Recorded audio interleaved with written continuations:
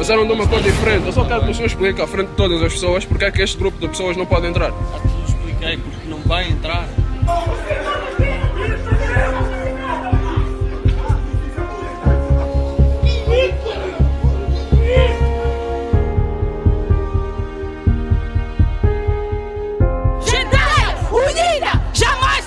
Ter aqueles tugas todos a marcharem ali embaixo e no dia seguinte mudar o hashtag para outra coisa trendy qualquer. O sangue dos meus irmãos e das minhas irmãs não é trend. A população portuguesa já não é uma população só maioritariamente branca, é uma população que tem várias nacionalidades no seu, várias origens e não está preparada para lidar com essas diferenças. É preciso que se criem planos para a formação de alguns cargos importantes na nossa sociedade. Tem que haver formação para juízes, para professores, formação antirracista.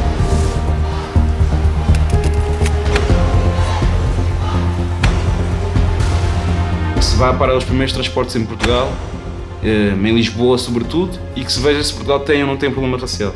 Quem são as primeiras pessoas a estar nos transportes às 5 da manhã, às 6 da manhã, aliás, se pudesse ser mais cedo, as pessoas também estariam mais cedo.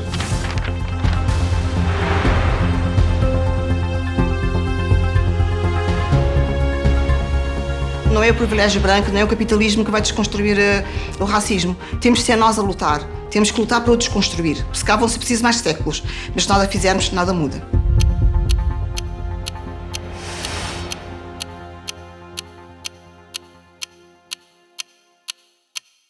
Há uns anos atrás, o racismo não era questão. Quando eu comecei na luta antirracista e integrei uma associação, foi na altura do Todos e Frentes, Todos Iguais, a nível europeu, mas que em Portugal dizia-se que não se vai discutir uma questão que não existe. Não existia racismo na sociedade portuguesa, portanto não havia nada para discutir. Hoje em dia, já a maior parte das pessoas da sociedade civil percebem que há racismo, sim, e que tem que ser combatido. Portanto, nós conseguimos pôr isso em cima da mesa. E nos anos 90, 80, 90, as associações de base local eram totalmente associações de imigrantes que lutavam mais pelos direitos de cidadania para as pessoas africanas e afrodescendentes dos vários países. E hoje em dia percebemos que os movimentos conseguem e querem mudanças estruturais na sociedade portuguesa. Nós estamos a lutar para que exista uma consciência, que existe um racismo, um processo, um sistema instalado, e que nós vamos lutar para que as mudanças sejam estruturais e não só a nível de direitos. E a luta antirracista hoje tem, a meu ver, um papel estruturante, reestruturante em toda a sociedade. Porque passa precisamente por tornar claro, tornar do senso comum, se fosse possível, que o racismo é um problema estrutural. Porque nós ainda temos hoje, apesar dos nossos esforços desde há 30 anos, a maior parte das pessoas a pensar que o racismo é um problema de caráter, é um problema moral, não é? Há pessoas racistas porque são mal formadas, porque têm um trauma, porque são más e, portanto, são racistas. E o que nós queremos que se perceba é que o racismo não é isso, não é? O racismo acompanha a formação das instituições modernas, faz parte delas desde essa altura e as instituições que nós temos hoje são as mesmas. Portanto, o racismo atravessa todas as instituições da sociedade. É nesse sentido que dizemos que ele é estrutural. Ele está não só nas polícias, como sabemos, mas no tribunal, nas escolas, na política, na fé, não é? Nas mais variadas religiões, na ciência. O artigo 250 do Código de Processo Penal, que estabelece a noção de suspeito, aplinta claramente o suspeito de uma determinada cor, porque o que o artigo diz, assim, por alto, é que são suspeitos todas as pessoas que cometam crimes ou que se encontrem num local onde se tenha cometido esse crime, ou que, e depois aí vem o problema, porque acredito que esses dois conceitos misturados criam alguma confusão, ou que tenham entrado em território nacional ilegalmente, ou tenham permanecido ilegalmente em um território nacional, ou sejam um alvo de um processo de extradição. Ora, o estar em território nacional, em Portugal, ou o entrar e o permanecer, não é crime. Portanto, é um ilícito de mera ordenação social. E quando se mistura um conceito num conceito do suspeito, portanto, num artigo que deve estabelecer a noção de suspeito. Se junta crime, local do crime e entrar e permanecer ilegalmente em território nacional, nós já estamos a pintar o suspeito de uma determinada cor. E eu acredito que é por esse motivo que em estações de metro, em estações de comboio, nós vemos, e muitas vezes até em operações stop, nós vemos só determinadas pessoas a serem paradas, portanto, com determinadas cores, porque eu costumo dizer como é que o agente sabe quem é que entrou ilegalmente em território nacional sem olhar para o cartão de cidadão. Ninguém consegue resolver um problema se não assume que esse problema existe. Portanto, a negação do problema é a primeira falha. Portugal, a sociedade portuguesa vive num estado de negação profunda. E esta é uma das primeiras falhas. Depois, esta falha primordial comporta outras falhas, não é? Que depois se sobrepõem e criam uma estrutura, não é? Que alavanca o racismo estrutural, o racismo institucional.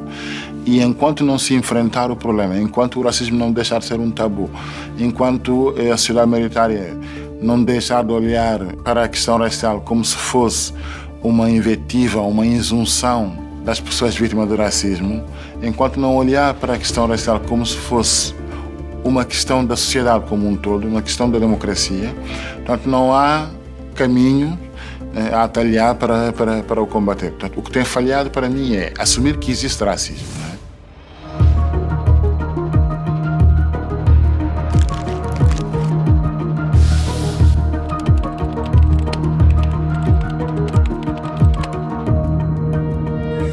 Através do Bloco de Esquerda, para tu manteres uma associação de ódio racial, porque vocês é que são odiosos.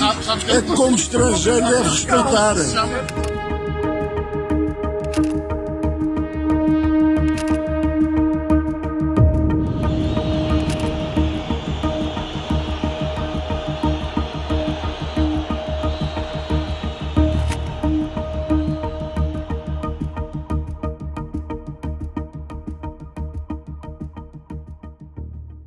Nós sabemos que o homem ou a mulher negra tem, a nível profissional, um quadrado em que são colocados, não é? Portanto, as mulheres são muito trabalhadoras domésticas, cozinheiras e pouco mais. Os homens estão muito associados à construção civil e a trabalhos mais precários, igualmente precários. Portanto, a questão da representatividade, de poder-se dar acesso a estes grupos, a outros lugares, não é? E não é só o dar acesso, é permitir que estes grupos conquistem outros lugares, não é? É basicamente criar a ruptura a um sistema em que as relações de poder foram estabelecidas no sentido, então, de manter determinados privilégios. Depois há a República, em 1920, onde há um capítulo da GNR em que diz especial vigilância aos ciganos, que depois, após pensarmos nós do 25 de Abril, em 1980, esse mesmo capítulo foi alterado de nómadas, de ciganos para nómadas. Ora, os nómadas do nosso país em 1980 eram os ciganos, nada mudou. Portanto, já estamos a falar, pensávamos nós em plena democracia, e após o 25 de Abril continuamos a ter um sistema ciganófobo. Portanto, até o dia de hoje, onde de facto somos encostados para os bairros, somos chamados cidadãos periféricos, tais como os afro, portanto retiraram-nos e retiram-nos a possibilidade de viver onde nós queremos, somos empurrados, somos segregados. As escolas são escolas guetos, portanto os horizontes são menos para nós, a autoestima é muito menor, portanto somos obrigados a viver na periferia de uma sociedade, portanto porque nos acham que somos indesejados e que não somos capazes, somos selvagens, não é? E quando de alguma forma tentamos romper com este princípio de que o nosso lugar não é no centro, o nosso lugar é um lugar que criaram para nós e não para além disso, acontece o que aconteceu numa manifestação recente em que muitos jovens decidiram ocupar a Avenida da Liberdade, que é uma avenida nobre do país, e basicamente foram corridos a balas de borracha. Enquanto a gente está aqui reclamando pelos nossos direitos, eles estão rindo da nossa cara, que eu não vi. Aceita! É assim que se tiram as pessoas da estrada. Estamos pacificamente, estamos bem pacíficos. Estão aqui para empurrar as pessoas da estrada.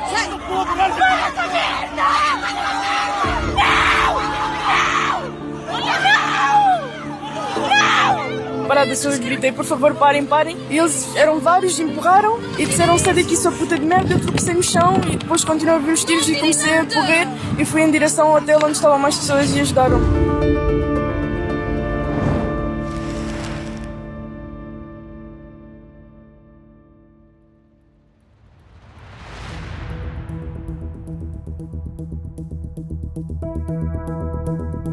Fascismo! Não passarão! Racismo! Fascismo! Não passarão! A luta antirracista é necessária pela nossa sobrevivência, pela nossa dignificação enquanto pessoas e enquanto cultura. A luta antirracista é necessária porque temos que exigir a nível social aquilo que nos é por direito. A luta antirracista não era necessária se não houvesse algo para exigir daquilo que nos foi roubado e que nos é roubado constantemente. A luta antirracista é necessária porque nós temos voz e exigimos ter voz nos lugares de poder.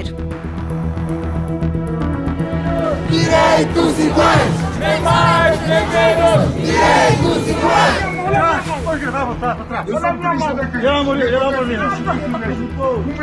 Não faça esforço, não faça esforço.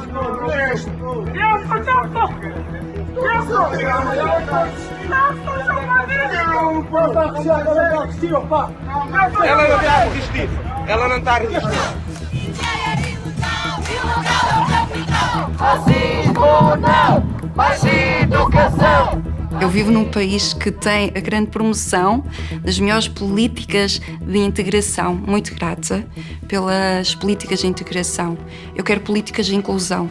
Não deixo, obviamente, de congratular, porque até um certo patamar a integração não é descabida. Mas eu agradecia políticas de inclusão, políticas de reconhecimento, e essa inclusão é muito mais abrangente do que nos fixarmos em políticas de integração, porque quando falas numa política de integração, falas com um direto paternalismo, que em vez de promover a igualdade vai criando uns jogos de subjugação que não são muito diretos. Ou seja, é quase como se legitimasse que há um determinado grupo social com uma construção a partir da branquitude que tem a amabilidade de nos conceder aos racializados a possibilidade da integração.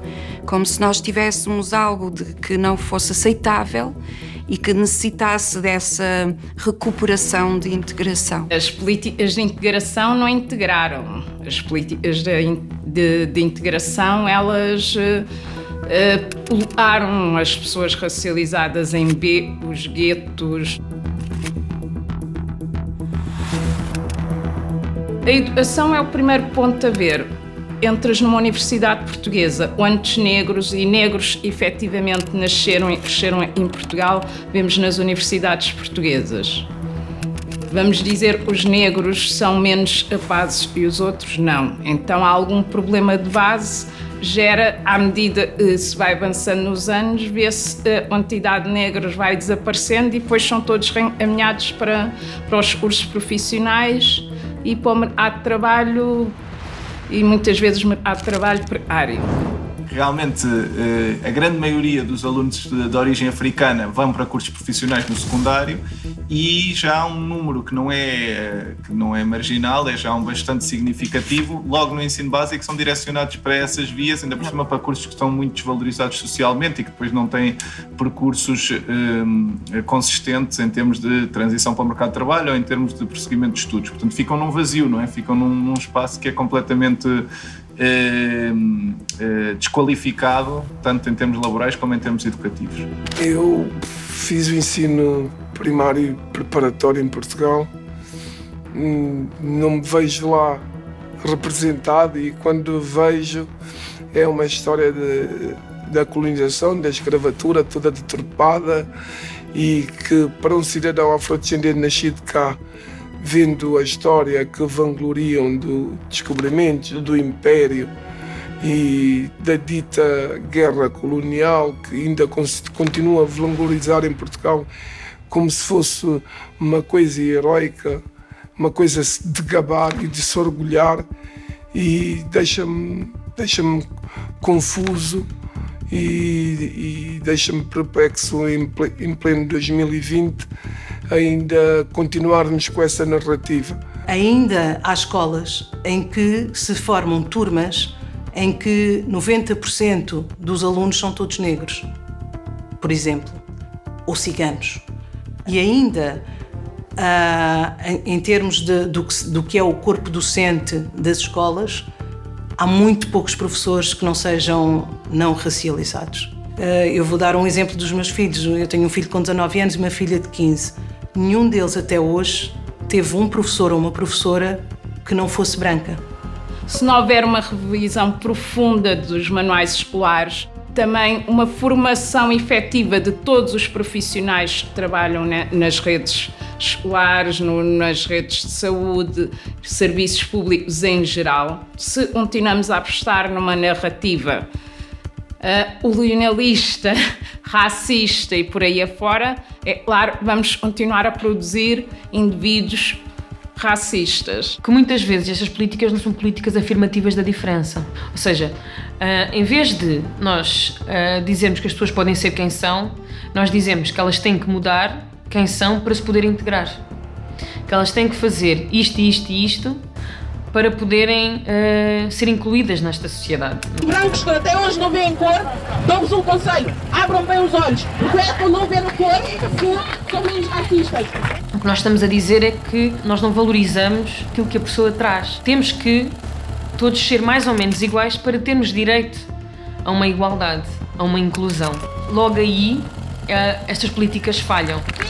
Ninguém está a atacar-te a ti pessoalmente. Estamos a atacar um sistema. Nós temos que saber quantos somos e saber quem somos. E, portanto, uma das nossas batalhas é que os censos mostrem exatamente isso. Ou seja, quantas pessoas existem que são racializadas, que são negras, que são imigrantes. E quem são estas pessoas, onde é que elas moram, em que condições é que elas vivem. Porquê? Porque se tu não souberes o tamanho da questão, não lhe podes dar uma resposta. Tanto quanto me é dado conhecer, são realizados estudos, há vários estudos setoriais, mas não existe informação ampla e abrangente suscetível de ser cruzada e de ser trabalhada, com base na qual se possam extrair conclusões seguras sobre a realidade que temos. Perguntas tão simples como as de saber quantos são os membros destas comunidades, que idade têm, quantos nasceram em Portugal, daqueles que não nasceram em Portugal, há quantos anos aqui residem, onde e como vivem, quanto oferem, que grau de escolaridade têm, que acesso a empregos, a habitação, a cuidados de saúde ou a serviços que são negados. Estas questões hoje, infelizmente, não têm resposta. Nós, em Portugal, como pessoas socioeconomicamente excluídas, somos vistos como pessoa branca e que a forma de ser integrada na sociedade e na comunidade é pensando em políticas generalizadas para todos. E temos a dificuldade de fazer o recorte racial, perceber que a pessoa racializada é socialmente excluída, sim, e requer políticas públicas pensadas nessa exclusão, mas nunca descartando o facto de que o fator racial piora a condição da pessoa racializada. Pensar políticas públicas e pensar na mudança estrutural requer que nós reconheçamos isso, requer reconhecer que eu, como pessoa negra, há um sistema que me oprime por ser negra e preciso de um sistema que pense em mim. Quando pensas nas suas políticas públicas e pensa numa mudança estrutural, pense nessa questão racial, porque não podemos estar a pensar em políticas de integração ou de mudanças estruturais sem antes perceber que de facto há aqui um fator que altera toda a dinâmica social. Se diz que o racismo é tal e tal, reconhece, é um problema do século XXI,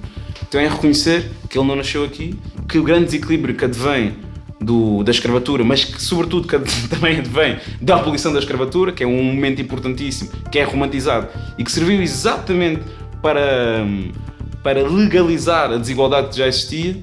Então é preciso nós dizermos que se a partir do momento que alguém era um negro escravo e passa a ser uma pessoa sem qualquer alternativa na vida, não é reparada pelo dano que foi feito, não é reparada pela desigualdade que herda, o sistema a partir dali já era um sistema brutalmente virado para um certo papel que os negros iam cumprir, e hoje nós vemos que nós cumprimos esse papel. É preciso falar deste debate da reparação histórica, que hoje pode-se falar, por exemplo, como cotas para pessoas negras, para pessoas racializadas, não só na universidade, na função pública. No Brasil, nós temos políticas afirmativas desde 2012, tem política de cotas raciais que reserva 40% das vagas nas instituições universitárias públicas para pessoas negras, indígenas e oriundas de escolas públicas. E isso aqui em Portugal ainda não se tem.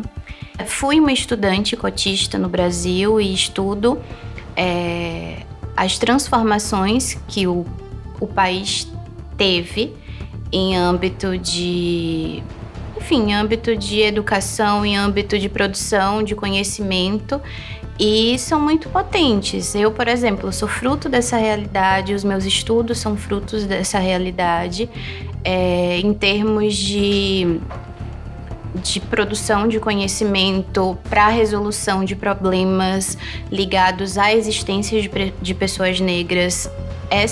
A política de cotas, ela tem sido, na verdade, absolutamente potente. E eu acredito que aqui seria uma necessidade e seria algo muito potente e transformador em termos de combate ao racismo. Queremos direitos iguais! É mais! Queremos direitos iguais! É mais! Queremos direitos iguais!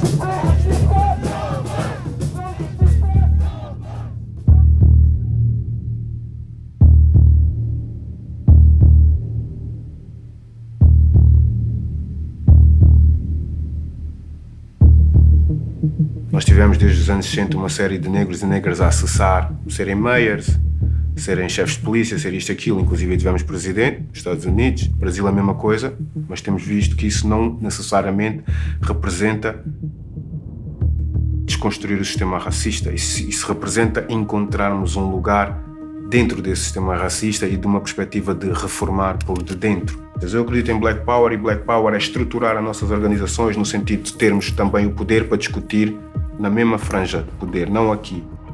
Porque isso é empoderar sempre as mesmas organizações. Para ver, nós continuamos a empoderar as academias, que são donas do conhecimento, as editoras, que ficam donas da nossa cultura. É como quando tu vês o Killer Mike, gentrificação, estão a gentrificar. Uma coisa é pedir para não gentrificar, outra coisa é chegar e comprar os prédios da nossa comunidade e já não pode ir lá gentrificar. São duas coisas diferentes. Nós temos que ter uma relação mais profunda com a comunidade para às vezes poder pôr a mão diretamente e não estar sempre a pedir. Os tugas estão sempre nessa equação da nossa luta. É complicado porque nós temos que... os tugas não se excluem desta luta, não é esse o meu pensamento. Mas tu para falares tens que estar na situação de poder em que podes falar aqui. Se estás sempre aqui, há uma poetisa iraniana bem interessante que ela diz: nunca procures a cura aos pés de quem te magoou. Isso não faz sentido nenhum, bravo. Quando em determinados espaços de visibilidade pública se colocam pessoas negras, seja numa conferência, seja num palco, apenas para preencher uma cota da diversidade pelo qual os programadores, as universidades, etc., estão obrigados, também temos aqui nós um papel muito importante, negras e negros e pessoas racializadas, em perceber quando é que nós estamos a ser enredados nessa armadilha que é conivente com uma perpetuação da neo-exotização.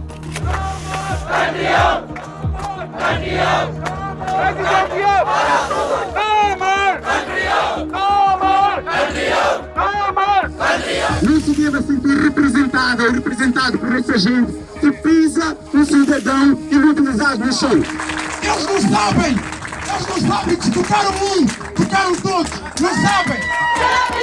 O povo bonito, também assim, o povo bonito.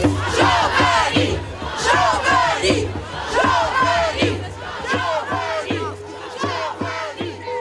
Mudou muita coisa na luta contra o racismo em Portugal. Mudou a capacidade de penetração e da influência do debate sobre a questão racial no debate geral, no debate político, mudou a eficácia e a qualificação do discurso público sobre a questão racial, mudou a capacidade de trazer uma maior confrontação ideológica sobre a questão racial por parte das pessoas racializadas e, sobretudo, criou um sujeito político racializado consciente da sua condição histórica e da sua condição política. Há outra coisa muito importante nesta manifestação, uma forte presença e liderança, organização por parte das comunidades racializadas, afrodescendentes, mas com uma convergência muito forte de outros movimentos que tinham uma manifestação também marcada e que convergiram neste sentido. É claro que isto é sempre uma construção, é sempre algo difícil, mas perante os tempos que aí vêm, de fascismo evidente, neoliberal por todo o lado, nós temos que ir ensaiando na prática estas alianças. A luta antirracista trouxe uma coisa muito importante na luta política e no debate sobre a democracia. É que o que aconteceu até agora era que, basicamente, a luta estava confinada numa espécie de gueto da movimentação social, deixou de ser um gueto, passou a ocupar o espaço público, mas, sobretudo, passou a ser uma espécie quase que de escudo contra a ameaça à ordem democrática. Quem tem alertado para o perigo que corre o regime democrático são as mobilizações das pessoas racializadas. Eu, como sujeito negro, tenho de falar pelo grupo.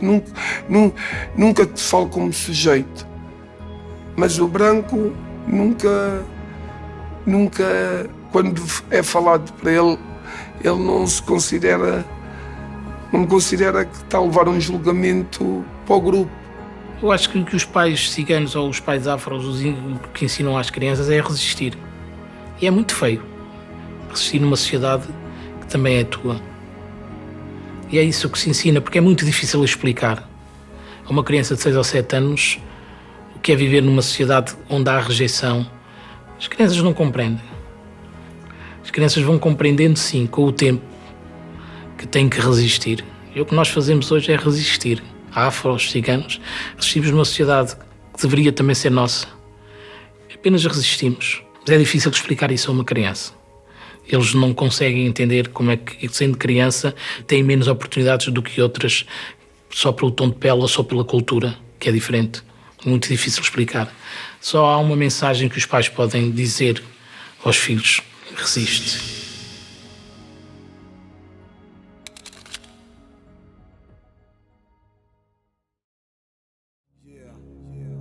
Dizem que a maior parte de nós estamos bem mortos, calados, opostos de lado.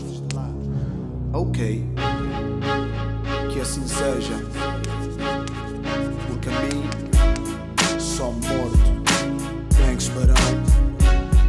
Como povo sou preto, sou branco, vermelho e amarelo. Sou minoria de hoje sem eu ter pedido selo. Sou o cidadão comum com tudo que faz um ser. Sou igual a ti hoje até o dia em que eu morrer. Igual a qualquer parente de um polícia assustado. Sou o bastardo filho deste complicado estado. Sou igual a qualquer filho de um político abastado. Sou o bem, sou o mal que existe em qualquer lado. Sou a vida e o futuro deste país atrasado, onde a justiça pende para quem tem bom ordenado. Onde a tua vida está na mão de um polícia mal pago. Onde depois de morto sem descanso és difamado. Sou a madeira, sou o prego e o corpo do caixão. E o carrasco, a sociedade que tem terra sem perdão. Como se eu não merecesse respeito e compaixão. És pai, é padrasto e o povo não é irmão.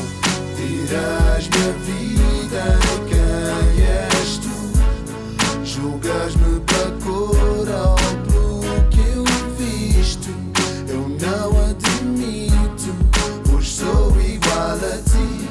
Somos iguais até ao fim. Num país construído com a força da minha mão. Sou a linha descendente, o empregado e um patrão. A vida que o meu pai não teve, me pagas com canhão. Pois a merda que eu como não te causa indigestão. Sou o fundo da garrafa e o que vês é distorcido. Dividi para conquistar em proveito do inimigo. E na Assembleia rotam de barriga cheia. enquanto eu vou para a morgue ou para a cadeia. Inseguro está o povo, pois a lei comete o crime. Confuso está o povo à procura do assassino, quando o crime cometido foi assinado pela lei. E se a lei é o assassino do futuro, eu já nem sei. O futuro está escrito com regras de um criminoso, e por ele nos governamos e tornamos-nos perigosos. E olhar para o teu umbigo hoje é impossível ser um espelho. Olhar só para o teu nariz é um hábito deste meio. Dirás-me a vida e quem és tu. Julgas-me pela cor ou pelo que eu visto. Eu não admito, pois sou igual a ti. Somos iguais até ao fim. Perdi mais um irmão e estou olhando para o umbigo. Pensei seres irmão, mas no entanto nem amigo. Pensei que fizesse parte, mas nem por mim choraste. Morri contigo a ver, sem sequer teres reagido. Morrendo sem respostas, enchemos cemitérios. O diabo ganha almas enquanto eu risco cadernos. Sentenciados pela mira, abatidos como animais numa ponta tira. Rest in peace, my brother.